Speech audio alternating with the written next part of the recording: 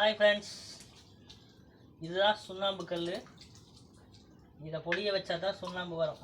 எல்லாருக்குமே தெரியும், தெரியாதவங்க சில பேர் பார்த்துக்குங்க. பட்டுப்பூச்சி அந்த புழுவுக்கு இதை தான் அடிப்போம் மேலே, புழு மேலே.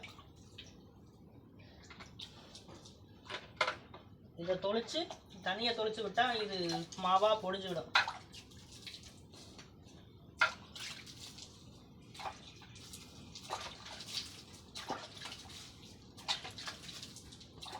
கொதிக்கும் பாருங்க, நல்லா ஆவி சூடாக வரும்.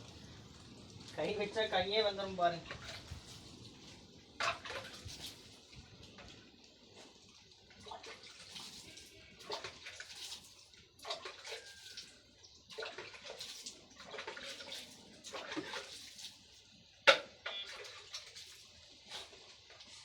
கை தொட முடியாது.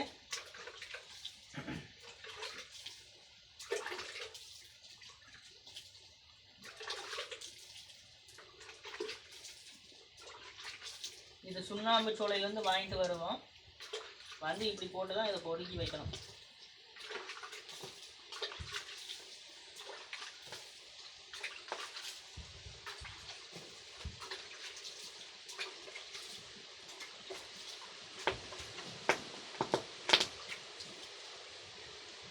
வெடிக்கிற சத்தம் கேட்குதா? சுண்ணாம்பு தான் வெடிக்கும்.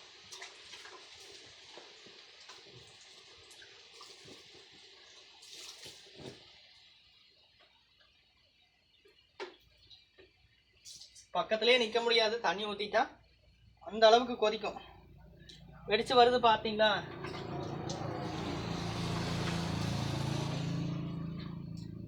இதுதான் இயற்கை சுண்ணாம்பு. ஃபுல் பவரில் இருக்கு.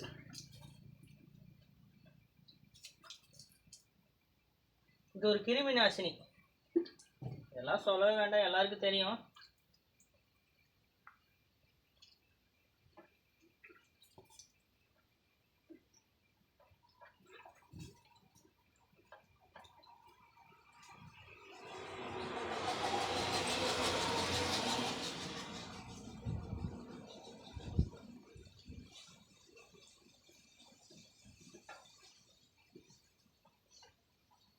தண்ணி இல்லை, நம்ம போய் மாட்டு வந்துட்டோம்.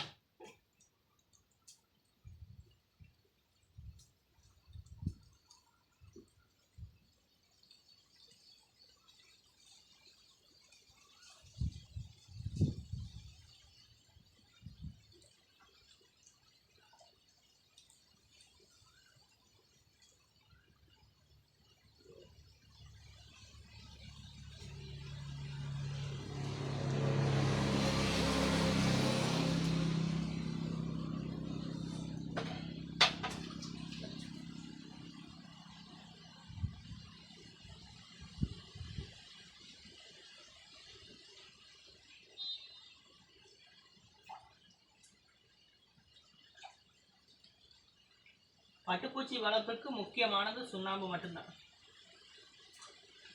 அது நோய் கிருமிகள் தாக்கும், அதுகளிலிருந்து காப்பாற்றுறது சுண்ணாம்பு மட்டும்தான் பெஸ்ட் சொல்யூஷன். ரொம்ப பயங்கரமான கிருமி நாசினி. இந்த புழு மேலே தெளிக்கணும். 24 வேலை தலை போடுவோம். அதில் குறைஞ்சது 10 வேலையாவது இந்த சுண்ணாம்பை புழு மேலே தெளிக்கணும், அடித்து விடணும். அடித்து தான் அதுக்குண்டான தலை, அதாவது தீவன மல்பரி தலை, அதை வைக்கணும் புழு திங்கிறதுக்கு.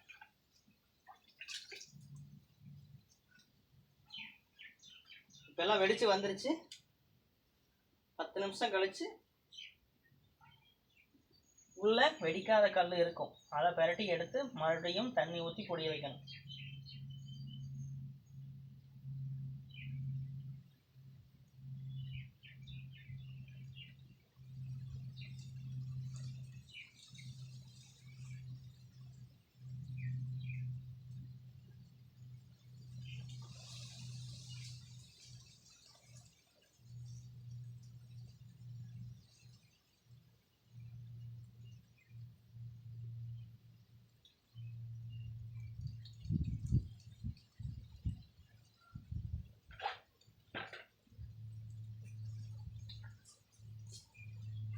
உங்களுக்கு தெளிவாக தெரியலனா இந்த கல்லில் காட்டுறேன் அது எப்படி வெடிச்சு வருதுன்னு பாருங்கள். இப்போ வெடிக்குது பாருங்கள்.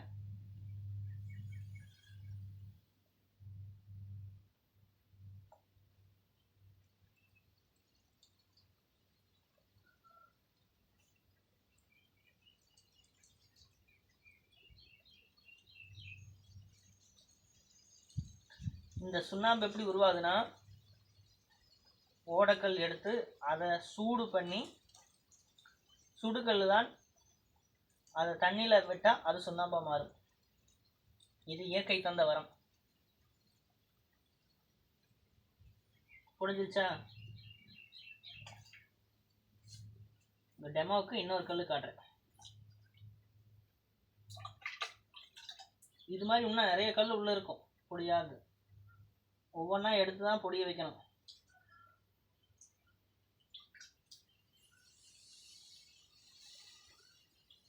புகை வருது பார்த்தீங்களா?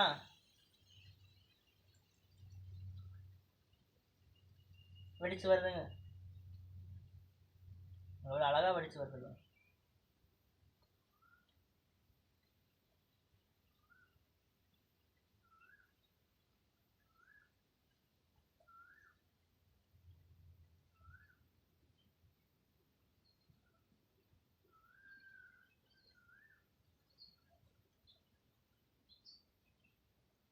இது செம சூடாக இருக்கும். 100 டிகிரி செல்சியஸ் இருக்கும் சூடு. இதை கையால் தொட முடியாது.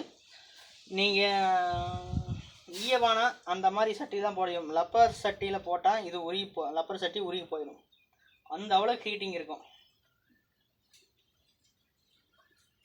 இது மாதிரி ஒன்று எடுத்து தான் அதை எடுக்கணும்.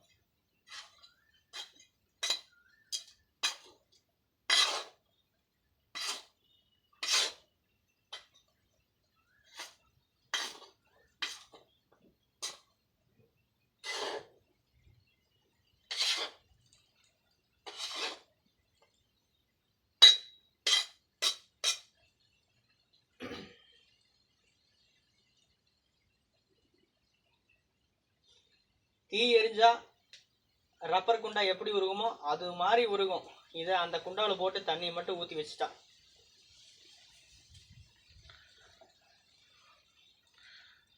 அந்த அளவுக்கு இது பவரானது.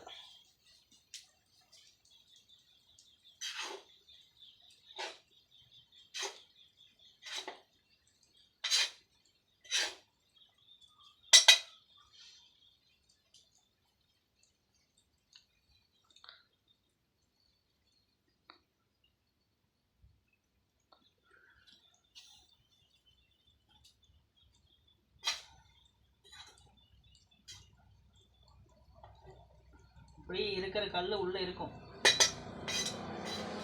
அதை எடுத்து தனியாக மறுபடியும் வச்சு மறுபடியும் தண்ணி தொளிக்கணும்.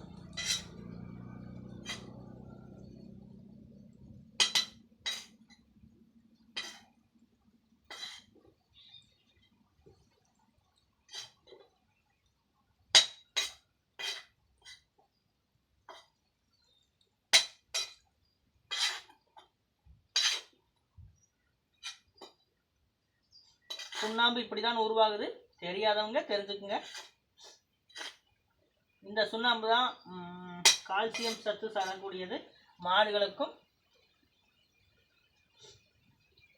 வாரத்துக்கு ஒரு முறை இதை பொடியை வச்சு தண்ணி ஊற்றி அது தெளிஞ்ச பிறகு ஒரு 1/2 லிட்டர் ஒரு மாட்டுக்கு வாரத்துக்கு ஒரு முறை ஊற்றினாலே கால்சியம் சத்து வந்துடும்.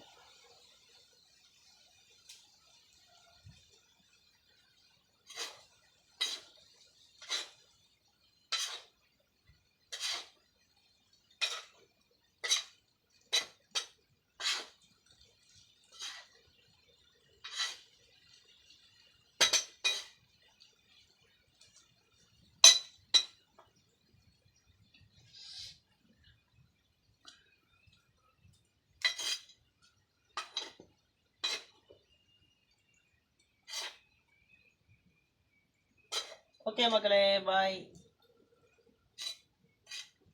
உங்களுக்கு அடுத்த வீடியோ ஒன்று போடுறேன்.